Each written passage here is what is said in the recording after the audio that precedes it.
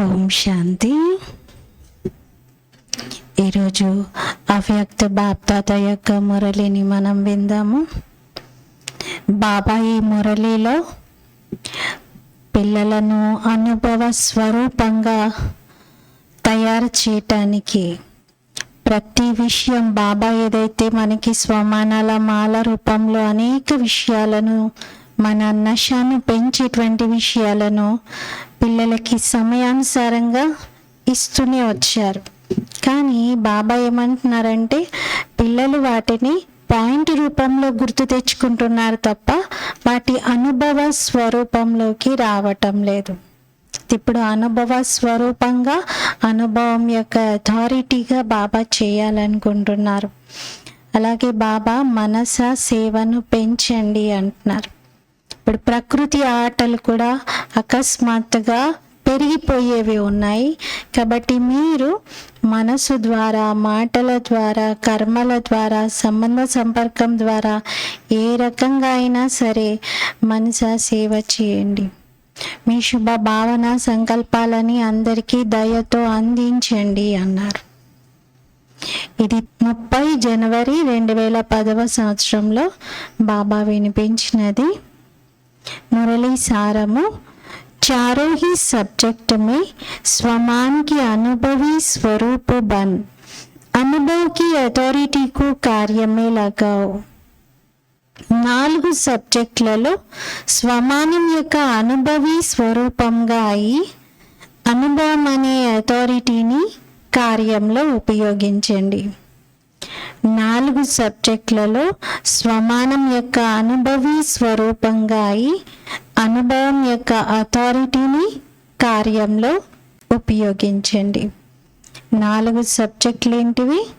జ్ఞానం, యోగం, ధారణ, సేవ. 4 సబ్జెక్ట్స్లో స్వమానాలు కూడా బాబా ఇచ్చారు. వీటి అనుభవి స్వరూపంగా ఇప్పుడు అవ్వాలి. आज ब्राह्मण संसार के रचयिता बाप दाता अपने चारों ओर की ब्राह्मण संसार को देख रहे हैं. ఈరోజు బ్రాహ్మణ సంసారం యొక్క రచయిత అయిన బాప్ దాత నలువైపులా ఉన్నటువంటి బ్రాహ్మణ ప్రపంచాన్ని చూస్తూ ఉన్నారు. హర్ ఏక్ బ్రాహ్మణ్ సారీ సంసార్ మే విశేష ఆత్మ హై. ప్రతి ఒక్క బ్రాహ్మణులు మొత్తం ప్రపంచంలో విశేషమైన ఆత్మగా ఉన్నారు. కోట్లలో కొందరిగా ఉన్నారు. ఎందుకంటే సాధారణ తనువులో వచ్చినటువంటి తండ్రిని గుర్తించారు. బాప్దాత కూడా హృదయంలో ఇమిడిపోయేటటువంటి పిల్లలని హృదయంలోనే చాలా హృదయపూర్వకమైన ప్రేమని ఇస్తూ ఉన్నారు.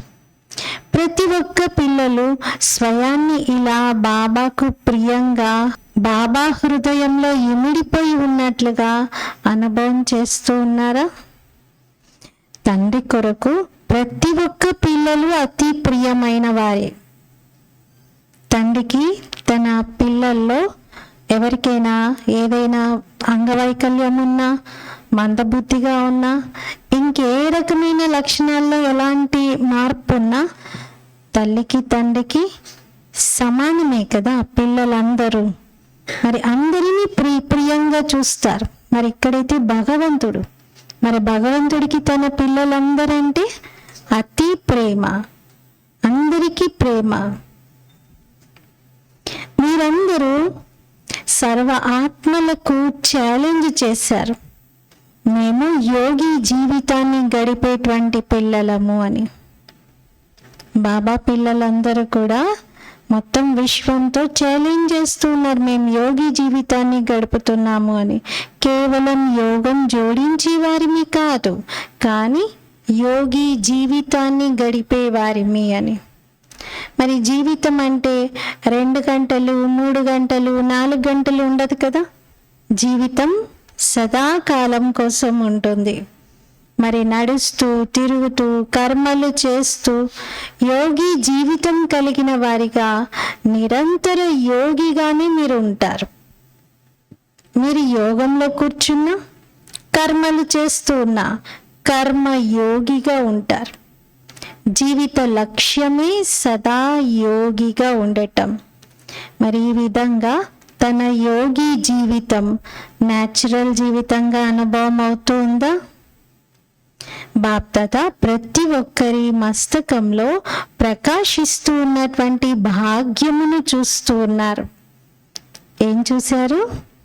నా ప్రతి ఒక్క పిల్లలు స్వమానదారిగా స్వరాజ్యాధికారిగా ఉన్నారు అని. ఎందుకు?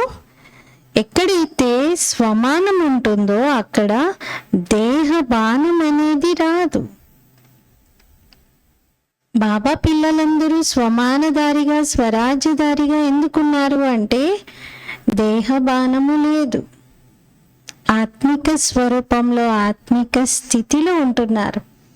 ఆది నుండి అంతిమం వరకు ఇప్పటి వరకు బాప్దాదా పిల్లలందరికీ విభిన్న రకాల స్వమానాలను ఇచ్చారు.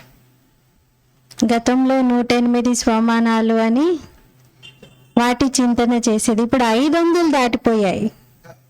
ఇంకా స్వమానాల లిస్ట్ పెరుగుతూనే ఉంది. ఒకవేళ ఇప్పటికీ స్వమానాన్ని మీరు గుర్తు తెచ్చుకుంటే ఒక్కొక్క స్వమానం యొక్క మాలను తిప్పుతూ వెళ్ళండి. అనేక స్వమానాల స్వరూపమై స్వమానంలో లవలీనమైపోతారు. కానీ బాప్దాదా ఒక విషయం గమనించారు పిల్లలందరిలో, అది బాబాకు నచ్చటం లేదు. అదేమిటో తెలుసా? ఎవరైనా పిల్లలు ఒక స్వమానంలో స్థితులైనప్పుడు ఆ స్వమానంలో ఆ అనుభూతిని పొందడంలో శ్రమ చేస్తూ ఉన్నారు. అప్పుడప్పుడు శ్రమ చేస్తూ ఉంటారు కదా. సర్వశక్తివంతుడైన తండ్రి యొక్క పిల్లలు శ్రమ చేయడం బాగుంటుందా? మరి అందుకే బాబా అంటారు, పిల్లల శ్రమను తండ్రి చూడలేరు. ఎందుకంటే పిల్లలకు తండ్రితో ప్రేమ ఉంది. మరి ప్రేమ ఉన్న చోట శ్రమ ఎలా ఉంటుంది? ఏదైనా ఒకటే, మొహబ్బత్ యా మెహనత్. మీరు మొహబ్బత్ భగవంతుని ప్రేమలో ఉంటే మెహనత్ శ్రమ అనేది ఉండదు. శ్రమ ఉన్న చోట ప్రేమ ఉండదు, ప్రేమ ఉన్న చోట శ్రమ ఉండదు. ఈరోజు అమృత వేళ బాప్దాదా నలువైపులా ఉన్నటువంటి బ్రాహ్మణుల వద్దకు, అంటే దేశంలో ఉన్నవారైనా విదేశాల్లో ఉన్నవారైనా అందరి వద్దకు పరిభ్రమణ చేసి వచ్చారు. బాబా ఏం చూసి ఉంటారు? కొద్దిమంది పిల్లలు స్వమానంలో కూర్చుంటున్నారు. ఇది ఎప్పటి సీన్ విషయం చెప్తున్నారు బాబా? అమృత వేళ పిల్లలు స్వమానంలో కూర్చుంటున్నారు, ఆలోచిస్తున్నారు, నేను బాప్దాదా యొక్క హృదయ సింహాసనాధికారిని అని ఆలోచిస్తూ కూడా ఉన్నారు. స్వమానంలో స్థితులై దాని అనుభవం పొంది పురుషార్థం కూడా చేస్తూ ఉన్నారు. కానీ లోపం ఏం కనిపించింది? స్వమానం గుర్తు చేసుకుంటున్నారు, ఆలోచిస్తున్నారు, కానీ స్వమాన స్వరూపమై అనుభవీ మూర్తులై అనుభవం యొక్క అథారిటీ స్వరూపంగా అవ్వడంలో లోపం కనిపిస్తుంది. ఎందుకంటే అథారిటీ చాలా గొప్పది, కానీ అన్నింటికంటే గొప్ప అథారిటీ అనుభవం అనే అథారిటీ అంటారు. అథారిటీ అంటేనే చాలా గొప్పది, కానీ అథారిటీలో గొప్ప అథారిటీ ఏంటి అంటే అనుభవం అనే అథారిటీ. మరి స్వమానం యొక్క అనుభూతి ఆల్మైటీ అథారిటీ మీకు ఇచ్చారు కదా. స్వమానాలు, టైటిల్స్, బిరుదులు ఎవరిచ్చారు? ఆ బిరుదులను మనకిచ్చింది భగవంతుడు. మరి స్వయం భగవంతుడు ఇచ్చినటువంటి బిరుదులను, స్వమానాలను గుర్తు చేసుకుంటున్నప్పుడు వాటి స్వరూపం అయిపోవాలి కదా, వాటి అనుభవం అనే అథారిటీలోకి రావాలి కదా. కానీ అది కేవలం ఒక ఆలోచన రూపంలోనే ఉండిపోతుంది. స్వమానాలు గుర్తు తెచ్చుకోవడం, మరి పిల్లలు శ్రమ చేస్తూ ఉండటము, అనుభవి స్వరూపంగా కాకపోవటం, ఇది బాబాకు ఇష్టం లేదు. మరి బాప్దాదా ఇదే చూశారు. కూర్చుంటున్నారు, ఆలోచిస్తున్నారు, కానీ అనుభవ స్వరూపం మాత్రం ఎవరో కొందరే చేసుకోగలుగుతున్నారు. అనుభవంలో ఏ రకమైనటువంటి దేహాభిమానమైనా కొద్దిగా కూడా తన వైపు ఆకర్షించదు. కర్మలు చేస్తూ కూడా కర్మయోగి యొక్క అనుభవ స్వరూపంలో లీనమైపోండి. దీని విషయంలో ఇప్పటికీ ఇంకా పిల్లలు సాధన చేయాల్సిన అవసరం ఉంది. స్వరూపంలో స్థితులవ్వాలి. ప్రతి విషయంలో, ప్రతి సబ్జెక్ట్లో అనుభవి స్వరూపంగా తయారవ్వాలి. అది జ్ఞానమైన, యోగమైన, ధారణ అయినా, సేవ అయినా 4 సబ్జెక్టులలో పిల్లలందరూ అనుభవి స్వరూపంగా కావాలి అని బాప్దాదా చూస్తూ ఉన్నారు. వినడం మరియు ఆలోచించడంలో తేడా కనబడుతుంది, కానీ అనుభవి స్వరూపంగా అవ్వాలి. ఏది ఆలోచించారో ఆ స్వమానంలో స్థితులైపోయి ఉండాలి. దాని అనుభవ స్వరూపంలోకి రావాలి. అనుభవిగా ఉన్నవారిని ఎవరూ కదిలించలేరు. ఎందుకంటే స్వమానం మరియు దేహబానం రెండు ఆపోజిట్. స్వమానం ఉన్న చోట దేహబానం ఉండదు. ఎక్కడ స్వమాన స్వరూపం ఉంటుందో, స్వమానం యొక్క అనుభవంలో స్థితులై ఉంటారో అక్కడ దేహబానంలోకి రాలేరు. ఏ విధంగా చూడండి, అంధకారం ఉంది అంటే మీరు కేవలం వెలుగు యొక్క స్విచ్ని ఆన్ చేస్తే చాలు, అంధకారం అంతా ఆటోమేటికల్గా మాయమైపోతుంది. అంధకారాన్ని మనం ఏమీ చేసే అవసరం లేదు. మనం కేవలం ప్రకాశం యొక్క ఒక స్విచ్ని ఆన్ చెయ్యాలంతే. అంధకారం ఆటోమేటికల్గా పారిపోతుంది. అలాగే దేహబానాన్ని తొలగించుకునే ప్రయత్నం చెయ్యక్కర్లేదు. స్వమానంలో స్థితులయ్యేటువంటి అభ్యాసం చేయాలి. అప్పుడు ఆటోమేటికల్గా దేహబానం అనేది సమాప్తమవుతుంది. స్వమానం యొక్క సీట్ పైన కూర్చొని అనుభవం అనే స్విచ్ని ఆన్ చేయండి. అప్పుడు ఎలాంటి దేహబానమైనా, విభిన్న రకాల దేహబానాలు ఉన్నాయి కదా, ఎలాంటి దేహబానమైనా సరే అప్పుడు అన్ని రకాలుగా బాబా స్వమానాల్ని ఇచ్చేశారు. ఏ రకమైన దేహబానాన్ని సమాప్తం చేసుకోవడానికైనా దానికి కౌంటర్ ఇవ్వడానికి చాలా పవర్ఫుల్ స్వమానాలని బాబా ఇచ్చారు.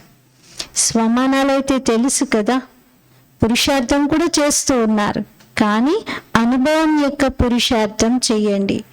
అనుభవి స్వరూపంగా అవ్వండి. దీనిలో తేడా కనబడుతోంది. అందుకే పిల్లలు శ్రమ చేస్తూ ఉన్నారు.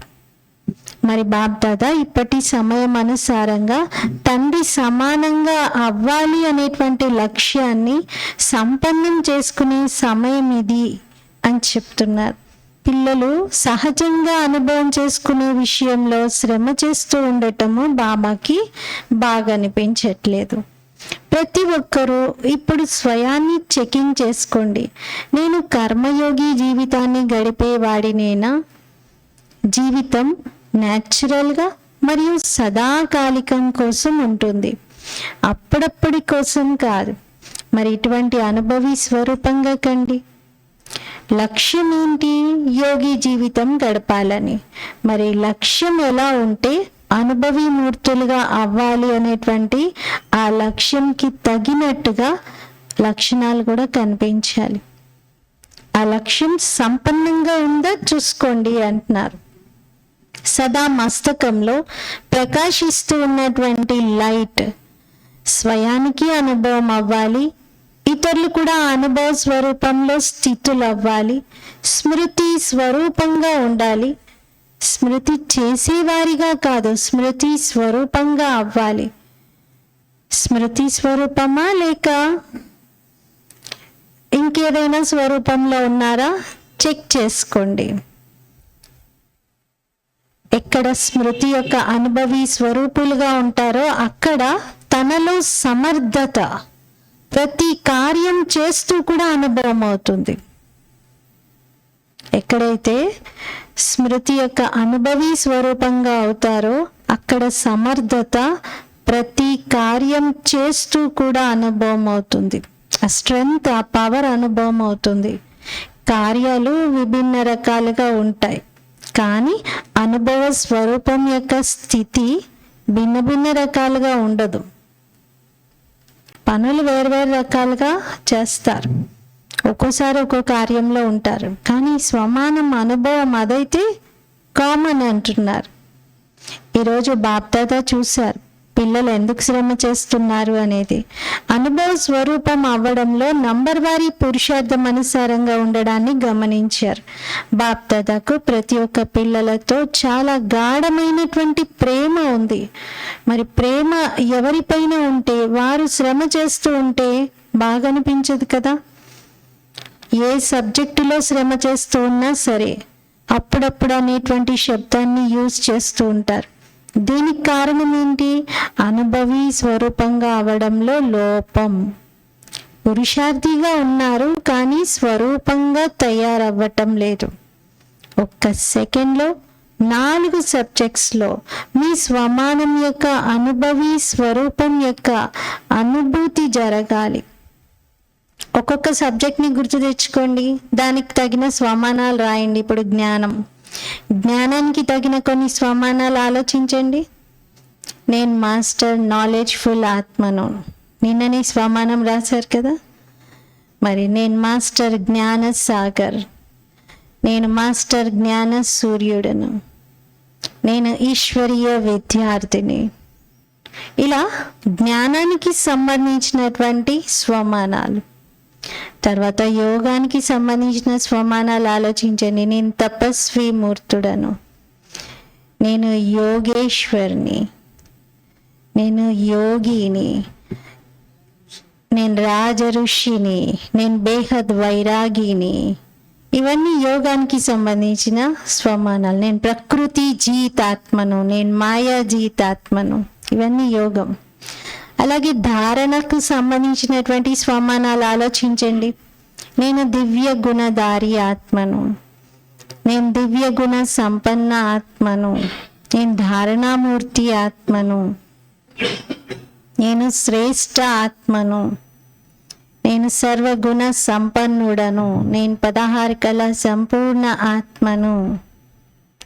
గుణాలకు సంబంధించిన విషయాలు ఉన్నాయి కదా. నేను సహనశీలత దేవిని. ఇవి ధారణకు సంబంధించినటువంటివి. మరి సేవకు సంబంధించిన స్వమానాలు ఏంటి? నేను ఈశ్వరీయ సేవాదారిని, నేను శాంతి దూతను, నేను ఫరిస్తాను, నేను విశ్వ కళ్యాణకారి ఆత్మను, నేను ఆల్రౌండ్ సేవాదారిని.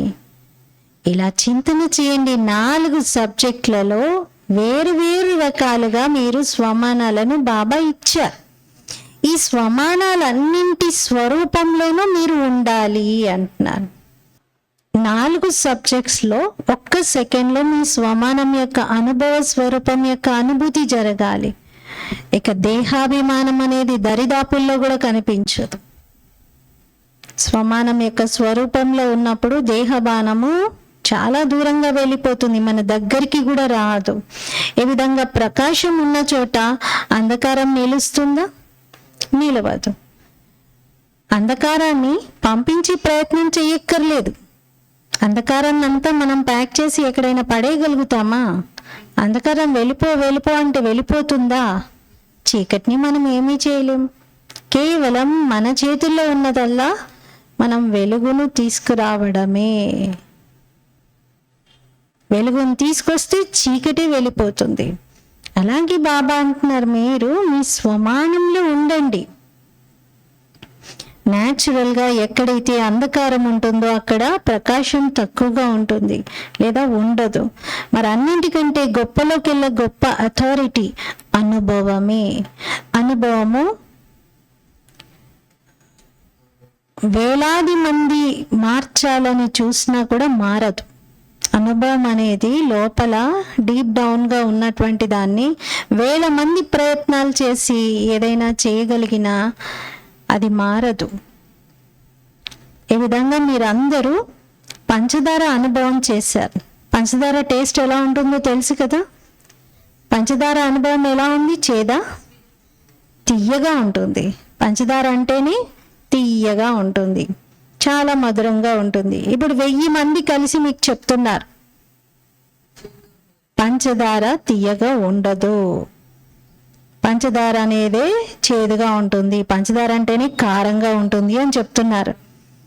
కానీ మీరు ఆల్రెడీ పంచదార ఎన్నోసార్లు తిన్న అనుభవం మీకుంది. ఇప్పుడు మీరు నమ్ముతారా? మీ అనుభవం మారుతుందా? మారదు కదా. 1000 మంది కాదు, 1,00,000 మంది చెప్పినా కూడా మారదు. మరి ఏవైతే సబ్జెక్ట్స్ ఉన్నాయో, జ్ఞానం, యోగం, ధారణ, సేవ, ఈ 4 కూడా ఒక్కదానిలోనైనా శ్రమ చేస్తున్నారు అంటే ఖచ్చితంగా అనుభవం యొక్క లోపం ఉన్నట్లే. సేవ యొక్క సఫలతలో, ధారణలో, స్వభావ సంస్కారాల మార్పు అంటే స్వభావ సంస్కారాల పరివర్తనలో, యోగంలో అచలంగా ఉండడంలో, యోగి జీవితం యొక్క అనుభవం చేసుకోవడంలో ఎక్కడైనా శ్రమ ఉంది అంటే, అప్పుడప్పుడు అంటారు కదా, ఎప్పటికీ కాదు బాబా అప్పుడప్పుడు ఉంటుంది అంటారు కదా, అంటే దీని అర్థం ఆ సబ్జెక్టులో మీరు అనుభవీ మూర్తులుగా ఇంకా తయారవ్వలేదు అని. అనుభవము అప్పుడప్పుడు ఉండదు కదా, నేచర్గా ఉంటుంది.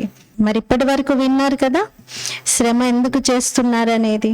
మన శ్రమకు కారణం ఏమిటి అనేది అర్థమైందా? మరి మీకు అనుభవం అవుతే, ఏ సమయంలో అయితే అనుభవం అనే సీట్ పైన మీరు సెట్ అయి ఉంటారో, ఏదైనా వరదానం యొక్క స్వరూపపు అనుభవిగా అవుతారో, అనుభవం చేసుకుంటూ ఉంటారో, ఆ సమయంలో ఇంకా మీకు శ్రమ అనేదే అనిపించదు. న్యాచురల్ అనుభూతి జరుగుతూ ఉంటుంది. అందుకే ఇప్పుడు సమయం అనుసారంగా అకస్మాత్తుగా ఏదైనా జరగబోయేది ఉంది. అన్నీ చెప్పి రావు మన దగ్గరికి. ఏ విధంగా ప్రకృతి యొక్క విషయాలు కూడా అకస్మాత్తుగా వాటి ఆటలను చూపిస్తూ ఉన్నాయి. ఆరంభం అయిపోయింది ఇప్పుడు అంటున్నారు. కొన్ని కొత్త విషయాలు అకస్మాత్తుగా వచ్చేస్తున్నాయి. ఏ విధంగా భూకంపాలు వస్తాయి. కొద్ది సమయంలోనే లక్షలాది మంది చనిపోతారు భూకంపం రాగానే. మరెవరికైనా తెలుస్తుందా? రేపేం జరగబోతుందో ఎవరు గెస్ చేయలేరు.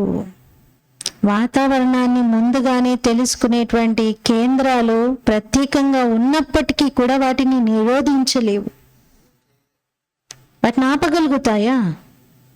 Weather prediction ఆపుతుందా? ఆపదు. ముందస్తు చర్యలు తీసుకోవడానికి కొద్దిగా తోడ్పడతాయి అవి, అంతేగాని అవి ఆపలేవు. జరిగే నష్టం జరుగుతూనే ఉంటుంది. కొంత మేరకు అక్కడ ప్రాణాలు కోల్పోకుండా ఉండేందుకు వాళ్ళని వెదర్ ప్రెడిక్షన్ కారణంగా సురక్షిత స్థానాలకి చేరుస్తారు అంతే. కానీ ఏదైతే ధన నష్టం జరగాలో అది జరుగుతుంది, ఖచ్చితంగా జరుగుతుంది. ఎన్నో యాక్సిడెంట్స్ జరుగుతూ ఉంటాయి. విభిన్న స్థానాలలో అకస్మాత్తుగా ఇలాంటివి జరగడం ఆరంభమైపోయింది. ఇంకప్పుడెవరు కూడా నేను ఇంకా పురుషార్థం చేస్తూ ఉన్నాను అని అనలేరు. అనగలుగుతారా? సామూహిక మరణాలు ఒకే సమయంలో అనేకుల టికెట్ కట్ అవుతుంది. అంటే అనేక మంది వెళ్ళిపోతున్నారు. ఇటువంటి సమయంలో మరి ఎంత అలర్ట్గా ఉండాలి. ఇటువంటి సమయం కోసం మీరు ఎవరు రెడీగా ఉన్నారా?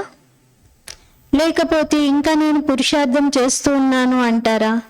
ఎవరు రెడీ అనగా ఏదైనా వరదానము లేక స్వమానం యొక్క సంకల్పం చెయ్యగానే దాని స్వరూపంగా అయిపోవటం.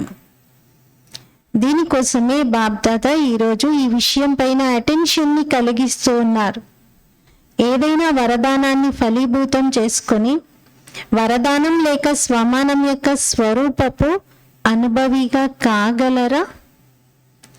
తయారవ్వాల్సిందే. ప్రయత్నిస్తున్నాను కాదు. ఒకవేళ ప్రయత్నిస్తూనే ఉండిపోతే, ఇప్పటికీ ఇంకా ప్రయత్నంలోనే ఉంటే, మరి అకస్మాత్తుగా ఏదైనా జరిగితే ట్రై చేసే వాళ్ళు విన్ అవుతారా? అనుభవంతో ఉన్న వాళ్ళు విజయం పొందుతారు కదా. ఎందుకంటే చాలా కాలపు అభ్యాసమే సమయానికి సహాయం చేస్తుంది. పురుషార్థి కాదు, అనుభవిగా ఉండాలి. ఎందుకంటే అనుభవం అనే అథారిటీ మీ అందరికీ ఆల్మైటీ అథారిటీ తండ్రి ద్వారా లభించింది. ఈ విధంగా దేహబాణం యొక్క అనుభవిగా ఉన్నారు. దేహబానం అనుభవము ఎంతగా ఉందంటే అసలు అది మాటల్లో చెప్పడానికి లేదు. దేహం కాన్షియస్నెస్ అనుభవం అయిపోయింది మనకి. మరి దేహబానాన్ని గుర్తు చేసుకోవాల్సి వస్తుందా ఎవరికైనా? ఎవరైనా నేను ఫలానా వ్యక్తిని, అమ్మో నేను మర్చిపోవద్దు, నా పేరు ఇది, నేను మర్చిపోవద్దు, నా పేరు ఇది అని గుర్తు చేసుకుంటారా? శ్రమ చేస్తారా? ఎవరు కూడా తన ఫిజికల్ ఐడెంటిటీని, శరీరం యొక్క ఐడెంటిటీని మర్చిపోరు. ఇంకేదైనా పేరు పిలిస్తే మీరు పలుకుతారా? మీ పేరు పిలిస్తేనే మీరు పలుకుతారు కదా. మరి మీ పేరు మర్చిపోవటం లేదు కదా. అది శరీరానికి పెట్టిన పేరు, కానీ దాన్ని నేను అనుకున్నారు. అందుకే ఆ పేరు ఎక్కడైనా వినబడగానే ఏంటి నా గురించి మాట్లాడుకుంటున్నారు అంటారు. మర్చిపోతారా మీ పేరు ఎప్పుడైనా? మర్చిపోరు కదా. 1000 మంది ఉన్నా కూడా 1000 మందిలో కూడా మీరు నేను ఫలానా అని చెప్పుకుంటా. పేరు మార్చుకోండి అని ఎవరైనా చెప్తే మీరు ఓకే అంటారా? మార్చుకోరు కదా. జన్మ తీసుకోగానే మీకు పేరు పెట్టారు. మరి దేహబానం ఎంత పక్కా అయిపోయింది, న్యాచురల్ అయిపోయింది. అది ఇంకెవరినైనా మీ పేరుతోనే పిలిస్తే, మిమ్మల్ని పిలవకపోయినా మీ పేరుతోనే ఇంకెవరినైనా పిలిచినా కూడా ఎవరు, ఇంకొకరు ఎవరు నా పేరులాగే, నా పేరున్న ఇంకో వ్యక్తి ఎవరు అని చూస్తూ ఉంటారు. ఎందుకంటే నా పేరుతో ఉన్నారు కదా వాళ్ళు కూడా, ఎవరు అనే ఇంట్రెస్ట్ కలుగుతుంది. మీ చెవులు వినగానే వెంటనే అటెన్షన్లోకి వచ్చేస్తాయి, నన్నే పిలుస్తున్నారేమో అని. మరి దేహబానం పక్కా అయిపోయింది కదా. ఇటువంటి దేహ అభిమాని, స్వమానదారి, స్వరాజ్యాధికారిగా ఇలాగే దేహీ అభిమానిగా అంటే ఆత్మాభిమానిగా అవ్వడం కూడా, స్వమానదారిగా స్వరాజ్యాధికారిగా అవ్వడం కూడా అంతే పక్కా అయిపోవాలి. మీరేమంటారు? మా జీవితం పరివర్తన అవుతుంది అంటారు. మరి ఏం పరివర్తన చేసుకున్నారు? ఏం మార్పు వచ్చింది? దేహబానం నుండి స్వమానం, స్వరాజ్యాధికారిగా అయ్యారు. మరి చెకింగ్ చేసుకోండి, జ్ఞాన స్వరూపంగా తయారయ్యారా, లేక జ్ఞానం వింటూ వినిపించే వారిగానే అయ్యారా? వినడం వినిపించడం అయితే వచ్చేసింది, కానీ జ్ఞాన స్వరూపంగా ఇప్పుడు తయారవ్వాలి. జ్ఞానం అనగా నాలెడ్జ్, నాలెడ్జ్ యొక్క ప్రాక్టికల్ రూపం. నాలెడ్జ్ ఏమంటారు? Knowledge is light, knowledge is might అంటారు. మరి జ్ఞాన స్వరూపంగా అవ్వాలి అనగా ఏదైతే కర్మలు చేస్తారో ఆ కర్మలలో లైట్ మైట్ కనిపించాలి.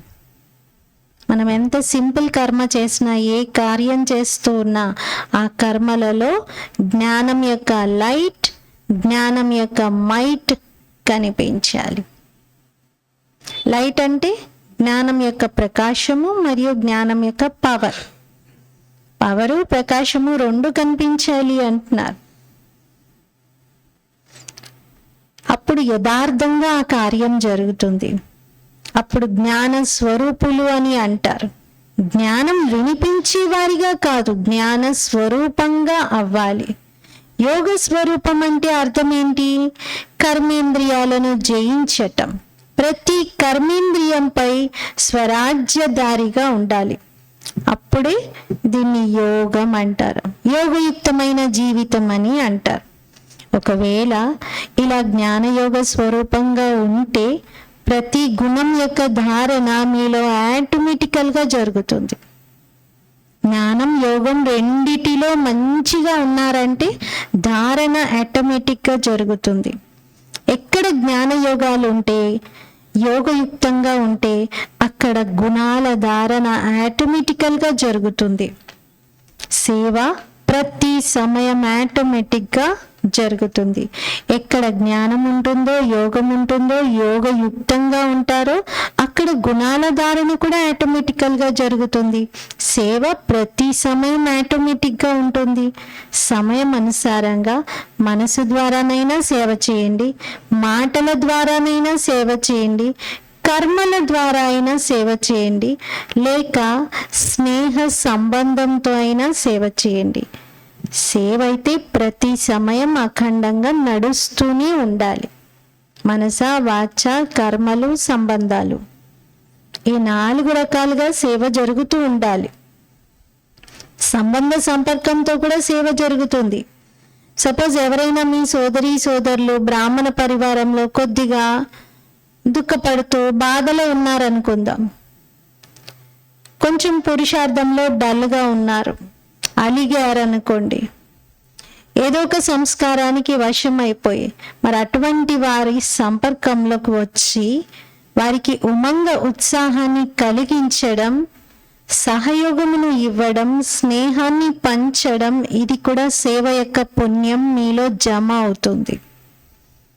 అలిగిన వారిని లేదా బాధలో ఉన్న వారిని మళ్ళీ నార్మల్ స్టేజ్కి తీసుకొచ్చి సేవ మీ ఉమంగ ఉత్సాహాన్ని వారికి పంచుతూ వారిని ఇన్స్పైర్ చేస్తూ మళ్ళీ మోటివేట్ చేసి రెగ్యులర్గా మళ్ళీ జ్ఞాన యోగాల్లో పక్కాగా ఉండేలా చేస్తే ఆ పుణ్యం మీకు జమ అవుతుంది అంటున్నారు. పడిపోయిన వారిని పైకి లేవనెత్తడం ఇది పుణ్యం కదా. మరి సంబంధ సంపర్కంలో కూడా సేవ చేయాలి. ఇటువంటి సత్యమైన సేవాదారిగా అవ్వాలి. ఇదే నిజంగా సత్యమైన సేవాదారి కర్తవ్యం. సేవ లభించినా లభించకపోయినా సేవ సదా ఉండే ఉంటుంది. నాకే సేవ చెప్పలేదు, నాకే సేవ డ్యూటీ ఇవ్వలేదని కొందరు అలుగుతారు. ఏదైనా ప్రోగ్రాం జరుగుతున్నప్పుడు కూర్చొని ఈ ప్రోగ్రాం బాగా జరగాలి, ఎవరెవరినైతే ఆహ్వానించామో వాళ్ళందరూ వచ్చేస్తున్నారు, రావాలి, చాలా బాగా బాబా యొక్క సందేశం అందరికీ అందాలి అని ఇలా యోగం చేయటం ఇది చాలా గొప్ప సేవ. మరి ఆ డ్యూటీ అందరికీ ఉందా లేదా? మరి నాకు సేవ చెప్పలేదు, నాకు సేవ ఇవ్వలేదు, నాకే సేవ చెప్పలేదు, ఇలా ఎందుకు అనుకోవడం? అంటే ఒక మైక్ పెట్టండి అనో, లేకపోతే మీరు వెళ్ళి పాటలు పెట్టండి అనో, మీరు అందరిని వచ్చిన గెస్ట్లని కూర్చోబెట్టండి అనో, ఇలా మీకు ఒక డ్యూటీ అసైన్ చేస్తేనే సేవ చెప్పినట్ట? ఇవేమీ లేకపోయినా సేవ ఉంది. మనసు ద్వారా, మాటల ద్వారా, కర్మల ద్వారా, సంబంధం ద్వారా. అందుకే బాబా 4 చెప్తున్నారు. ఈ 4 ఏదైనా చేయండి. దీనికోసం మనకు ఒక సేవ అప్పచెప్పాలి, చెప్తేనే నేను చేస్తాను, నాకే సేవ చెప్పలేదు అందుకే నేనేం చేయట్లేదు అని అలా కూర్చోవడం కాదు. కొన్నిసార్లు బాప్దాదా ఏం చూశారంటే సంపర్కంలో కొద్దిమంది పిల్లల్లో ఇది బాగా కనబడుతుంది. వీళ్ళ స్వభావ సంస్కారమే ఇంత, వీళ్ళు ఇలాంటి వాళ్ళే, వీళ్ళు మారరు, వీళ్ళు ఉన్నదే ఇలా, వీళ్ళని నేను ఎప్పటి నుండో చూస్తున్నాను, వీళ్ళు ఇంతే, వీళ్ళ సేవ చేయడం వేస్ట్, ఇలాంటి సంకల్పాలు చేస్తున్నారు కొందరు. ఇలాంటి ఆలోచనలు చేయడం ఇది యథార్థమా? మీకు నిజంగా బాబా యొక్క టైటిల్స్ ఒక్కసారి గుర్తు తెచ్చుకుంటే బాబా ఏమన్నారు? మీరు ప్రకృతిని కూడా పరివర్తన చేసేవారు. ప్రకృతి పతి అని, ప్రకృతి జీతాత్మ అని మనకి స్వమానం ఉందా లేదా?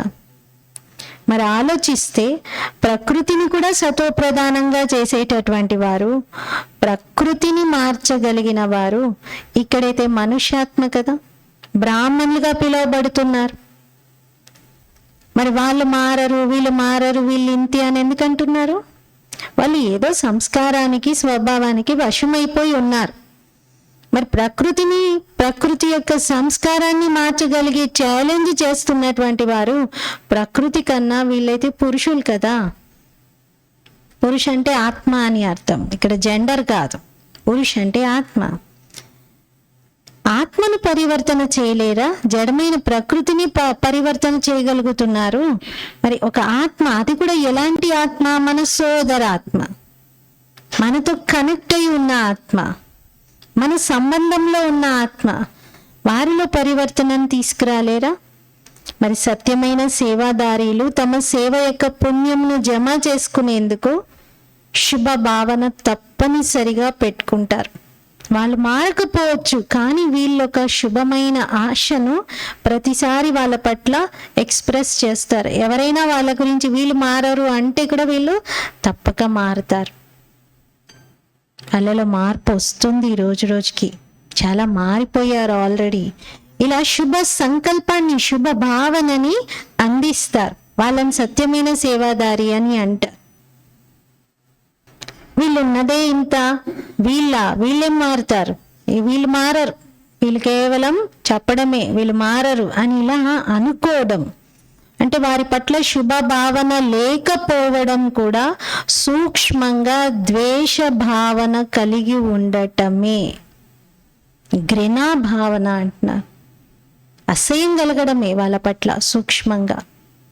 అది తప్పు కదా. ఎంతైనా మీ సోదరి సోదరులు వారు. మీరెలా అయితే నా బాబా అన్నారో వారు కూడా నా బాబా అని బాబాను తన సర్వస్వంగా భావించారు. ఏదైనా ఒక దానికి వశమైపోయి వాళ్ళు మార్చుకోలేకపోతున్నారు.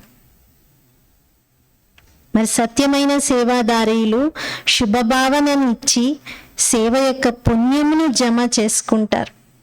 పడిపోయిన వారిని ఇంకా పడేయరు, పైకి తీసుకొస్తారు. పడిపోయి ఉన్న వారిని పడేయడం అంటే ఏంటి?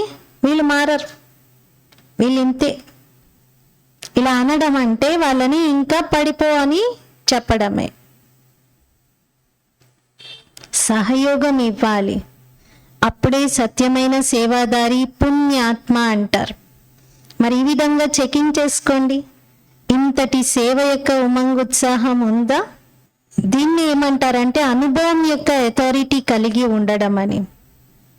మరి ఇప్పుడు బాప్దాదా ఇదే కోరుతున్నారు. అనుభవి మూర్తులుగా కండి, అనుభవం యొక్క అథారిటీని కార్యంలోకి తీసుకురండి. 4 సబ్జెక్ట్స్లో మీరు అనుభవి స్వరూపంగా అనుభవం యొక్క అథారిటీని కార్యంలోకి తీసుకురండి. ఏదైనా లోపం ఉంటే దాన్ని పూర్తి చేసుకోండి, సంపన్నం చేసుకోండి.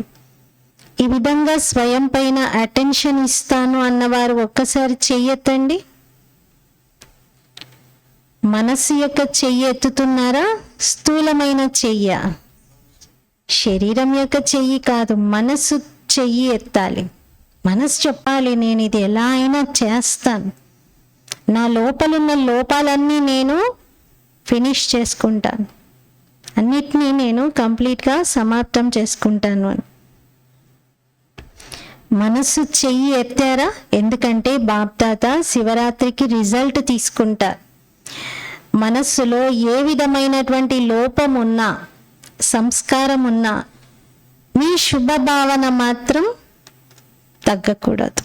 ఎవరిలో ఏ రకమైన లోపం ఉన్నా, మనలోనే కాదు, మన పక్కన బాబా పిల్లల్లో ఎంతో మందిలో ఎన్నో లోపాలు, బలహీనతలు కనబడుతున్నాయి.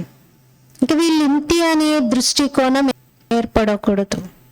వీళ్ళు మారరు, నేను చాలా సంవత్సరాల నుండి చూస్తున్నాను, మొదటి నుండి వీళ్ళు ఇంతే, అలాంటి యాటిట్యూడ్ ఏర్పరచుకోకూడదు. ప్రతి ఒక్కరి పట్ల ఒక శుభ భావన ఉండాలి. వాళ్ళ సంస్కారము కొంత లూజ్గా ఉంది, కొంత డల్గా ఉంది, కానీ వారు కూడా పవర్ఫుల్ ఆత్మలే. మీరు మీ శుభ భావనను తగ్గించుకోకండి. ఏ విధంగా బ్రహ్మ బాబా ఏం చేశారు? బ్రహ్మ బాబా ఎదుట అందరు సంపూర్ణ మూర్తులు ఉండేవారా? స్టార్టింగ్ అందరు ఎలాంటి వాళ్ళు? రకరకాల ఫ్యామిలీస్ నుండి వచ్చారు, ఒక్కొక్కరు ఒక్కొక్క రకంగా ఉండేది. కొందరు మొత్తం కుటుంబాలు వచ్చారు, చిన్న చిన్న పిల్లల్ని కూడా వెంట పెట్టుకొని. మరి ఎన్ని రకాల విషయాలు వచ్చి ఉంటాయి, స్వభావ సంస్కారాల విషయాలు ఎన్ని వచ్చి ఉంటాయి, మామూలు కాదు కదా. బాధ్యతలు ఉండి కూడా బ్రహ్మ బాబా అందరి పట్ల శుభ భావన, శుభకామననే పెట్టుకున్నారు. 3 శబ్దాల శిక్షణ అందరికీ ఇచ్చి వెళ్ళారు. గుర్తుంది కదా? 3 శబ్దాలు ఏంటో గుర్తున్నాయా? బ్రహ్మ బాబా యొక్క అంతిమ 3 మహావాక్యాలు: నిరాకారి, నిరహంకారి, నిర్వికారి. స్వయం కూడా నిరాకారి, నిరహంకారి, నిర్వికారి. ఈ స్థితిలోనే తను కూడా అవ్యక్తం అయ్యారు. ఎవరికి కూడా కర్మభోగం సమాప్తమైపోతుంది, ఇంకా బాబా అవ్యక్తమైపోతారు అనేది కొద్దిగా కూడా ఫీలింగ్లో రాలేదు. మరేమైంది? పిల్లలకు అక్కడ క్లాస్ చేయించారు, వెళ్ళగానే కాసేపటికి అవ్యక్తమైపోయారు. ఈ విధంగా బ్రహ్మ బాబా సమానంగా ఫరిష్తా భవ యొక్క వరదానం ఏదైతే బాబా చేసి చూపించారో, ఫాలో బ్రహ్మ బాబ్. ఈ విధంగా మీరేమంటారు? మేరా బాబా అని. మరి బాబా ఏమంటారు? మేరే బచ్చే, నా పిల్లలు అంటారు. ఈ విధంగా శుభ భావన పరివారం అందరి పట్ల తప్పనిసరిగా ఉండాలి. ఇది ఎసెన్షియల్, ఇప్పుడు ఇది నీడ్, ఇది అవసరం. స్వభావాన్ని చూడకండి. తండ్రికి కూడా తెలుసు కదా ఎవరు ఎలాంటి స్వభావమో. భావ స్వభావాలు అయితే ఉన్నాయి, కానీ భావ స్వభావాలు మీ మధ్యలోని ప్రేమను తగ్గించకూడదు, సంబంధాలని సమాప్తం చేయకూడదు. కార్యాన్ని సఫలం చేయండి. మీ భావ స్వభావాల ఘర్షణ కారణంగా లేదా వారి పట్ల శుభభావన లేకపోవడం వలన కార్యాన్ని తక్కువగా సఫలం చేయడం అది రైట్ కాదు. ఎంతైతే సఫలత రావాలో అంత రాదు. ఎందుకంటే ఈ భావనలు చెడుగా వచ్చేస్తున్నాయి, వ్యర్థంగా వస్తున్నాయి. అందుకే సఫలతను కూడా తగ్గించడం కరెక్ట్ కాదు అంటున్నారు. పరివారం కదా, ఫ్యామిలీ అన్న తర్వాత అన్నింటినీ ఇముడ్చుకుంటారు. ఎలాంటి పరివారం ఇది? ఎవరి పరివారం ఇది? ప్రభు పరివారం, ఈశ్వరీయ ఫ్యామిలీ, పరమాత్ముని పరివారం. ఇందులో ఏ కారణం చేత కూడా పరస్పరం ప్రేమ తగ్గకూడదు. ప్రేమ అనగా శుభ భావన తప్పనిసరిగా ఉండాలి. ఎలా ఉన్నా సరే పరమాత్మ పరివారం ఇది. ఎవరైతే నేను ప్రభు పరివారానికి చెందినవాడను అని ఇలా భావిస్తారో అప్పుడు పరివారంలోని అందరి పట్ల ప్రేమ కలుగుతుంది. ఒకవేళ పరివారంలో ప్రేమ లేదు అంటే పరివారమే లేనట్టు. ఇంకా ప్రేమ ఉంటేనే దీన్ని ఒక ఫ్యామిలీ అనాలి. ప్రేమ లేదంటే ఇది ఫ్యామిలీ కాదు. ఇంకా మరి పరమాత్మ పరివారము ఒకేసారి ఒకే సమయంలో మాత్రమే ఉంటుంది. ఇంత పెద్ద పరివారం పరమాత్ముడు లేకుండా ఇంకెవరైనా తయారు చేయగలుగుతారా? భగవంతుడు కాబట్టే ఇంత పెద్ద పరివారాన్ని తయారు చేయగలిగారు. ఇంకే మనుష్య మాత్రుల వలన అయ్యేది కాదు. మరి చెక్ చేసుకోవాలి. ఎందుకంటే ఇది కూడా పురుషార్థంలో విఘ్నాన్ని కలిగిస్తుంది. ఒకరి పట్ల ఒకరికి మంచి భావాలు లేకపోవడం, వీళ్ళ స్వభావాలను చూస్తూ చిరాకు పడటం, లేదా వాళ్ళని ఒక విధంగా సూక్ష్మంగా అసహించుకోవడం, ఇది విఘ్నం కలిగిస్తుంది. మరి ఎప్పుడైతే విఘ్నముక్తులుగా అవుతారో అప్పుడే అనుభవిగా అయి అనుభవం యొక్క అథారిటీ ద్వారా అందరినీ అనుభవిగా చెయ్యగలుగుతారు. అచ్చా, నలువైపులా ఉన్న పిల్లల్ని చూస్తూ చూస్తూ సంతోషంతో బాబా పాట పాడుతూ ఉన్నారు. వాహ పిల్లలు వాహ. ప్రతి ఒక్కరి హృదయంలో తండ్రి ఉన్నారు, తండ్రి హృదయంలో ప్రతి ఒక్క పిల్లలు ఉన్నారు. మరి ఇక్కడ ఇంత పెద్ద పరివారాన్ని మధుబన్ నివాసీలు చూసి సంతోషపడుతున్నారు. ఇంత పెద్ద పరివారంలో ఉన్న వాళ్ళందరూ కూడా మధుబన్ నివాసీనే. ఇప్పుడు మనం మధుబన్కి వెళ్తే బాబా ఏమంటారు? మీరందరూ కూడా మధుబన్ నివాసీలే, ఎందుకంటే ఇది మీ ఇల్లు కాబట్టి మీరందరూ కూడా మధుబన్ నివాసీలే. మరి ఇంత పెద్ద పరివారంను మధుబన్ నివాసీగా చూస్తూ ఉంటే ఎంత సంతోషం కలుగుతుంది.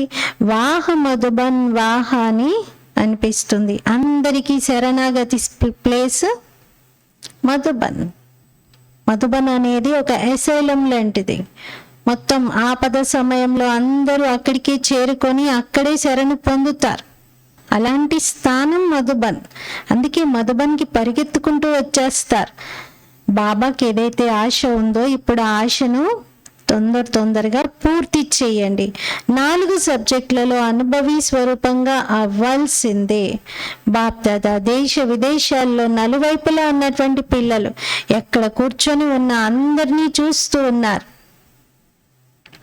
అందరూ ఎలా బాబాను చూస్తూ హర్షిస్తూ ఉన్నారో ఇది కూడా బాబా చూస్తున్నారు. ఎందుకంటే 2003 నుండి వినడం స్టార్ట్ అయింది. ఆడియో మాత్రమే వచ్చేది. బాప్దాదా యొక్క అవ్యక్త మురళి ఆడియో లైవ్ వినేది. తర్వాత విదేశాల్లో డైరెక్ట్ వీడియో కూడా చూస్తూ ఉన్నారు. మనకు కూడా వీడియో వస్తే బాగుండు అని అనుకునేది అందరూ. తర్వాత వీడియో కూడా లైవ్ వచ్చేసింది. అలా 2005 నుండి వీడియో లైవ్ కూడా రావడం మొదలైంది. అందుకే బాబా అన్నారు పిల్లలందరూ చూస్తూ చాలా సంతోషపడుతూ ఉన్నారు. సైన్స్ కూడా ఎంత ప్రోగ్రెస్ అవుతూ ఉంది.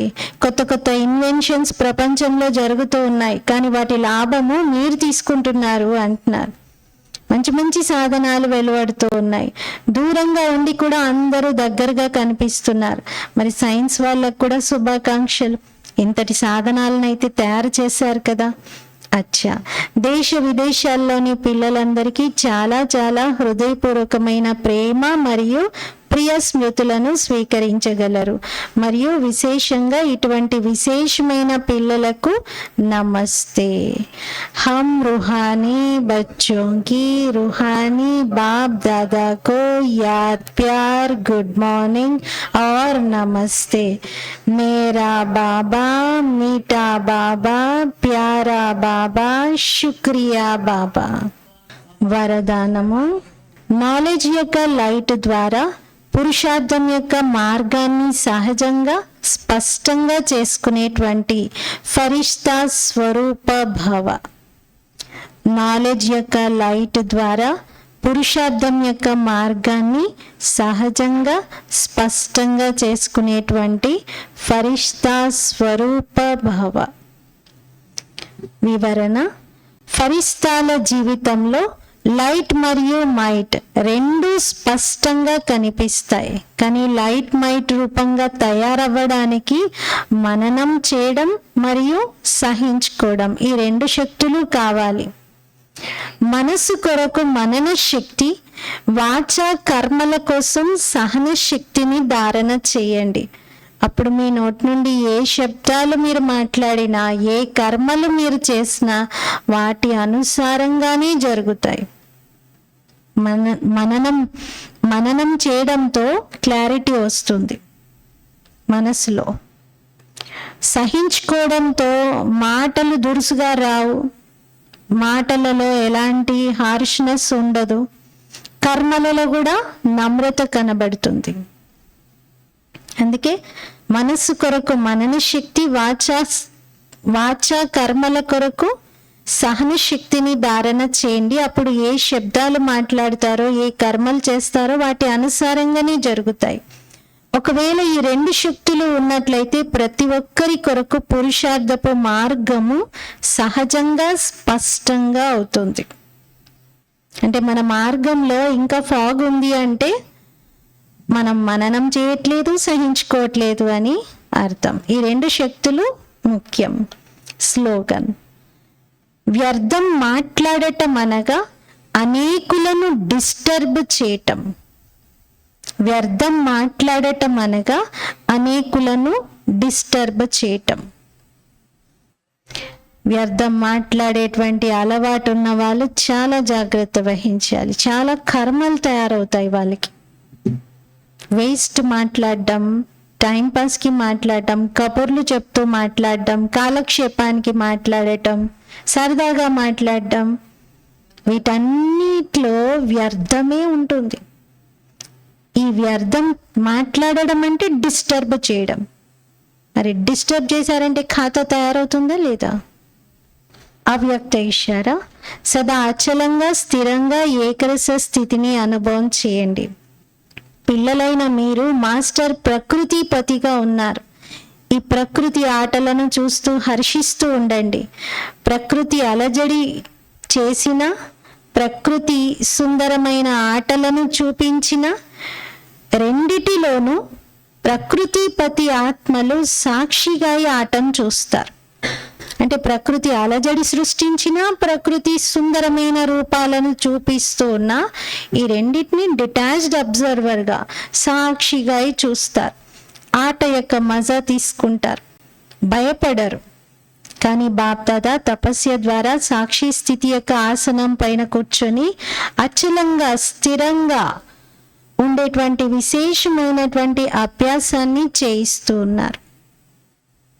దీనికోసమే బాప్దాదా తపస్య ద్వారా సాక్షి స్థితి యొక్క ఆసనంపై కూర్చొని అచలంగా స్థిరంగా ఉండేటటువంటి విశేషమైన అభ్యాసమును చేయిస్తూ ఉన్నారు.